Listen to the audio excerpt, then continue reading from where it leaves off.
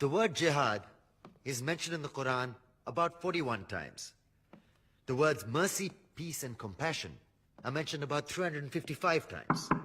Yes, come in. Come on in, Riaz. Sit down, please. Contrary to popular belief in most Western cultures, Islam is a religion that preaches peace and tolerance. Yes, Patricia. If Islam truly is a religion that preaches peace, then how come the world's most troubled spots, the West Bank, Afghanistan, Pakistan, Iraq, they're all plagued with Islamic terrorism? Well, that depends on your definition of terrorism. Some might argue that the U.S. invasions of countries like Iraq and Afghanistan are also acts of terrorism. No, those were acts of war to get rid of despotic regimes. Or a means of getting at a country's oil. Conspiracy theories. Well, May I? yes, please. Go ahead, Riaz. Mr. Khan is right. I mean, if we're talking about terrorists, the world's biggest terrorists are the white superpowers. Come on now. No, really, stop and think about it. Explain 9/11. Okay. Do you know how many people died in the Twin Towers strike?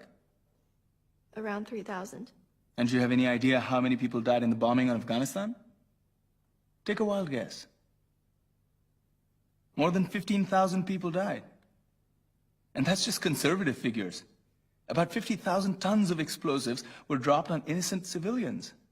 Men, women, children. Yeah, but that was because of the Taliban. Now that you brought it up, did you know that the Taliban was a creation of the CIA to fight the Russians? Whatever. They were still harboring terrorists. Yeah, right. Terrorists that were never found. Just like the weapons of mass destruction that were never found in Iraq. Do you want to get into the death toll in Iraq? 500,000 civilians and counting.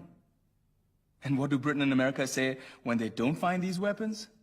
It's simple. They just say sorry. And still refuse to relinquish control of these countries. What are you trying to say? What I'm trying to say is that just because you're American, wear a fancy suit, and call yourself the president, doesn't make you any less of a terrorist. I'm saying that if you don't stop meddling in other people's countries, you will face a backlash. If Muslims like you feel that way, then why don't you get out of our country?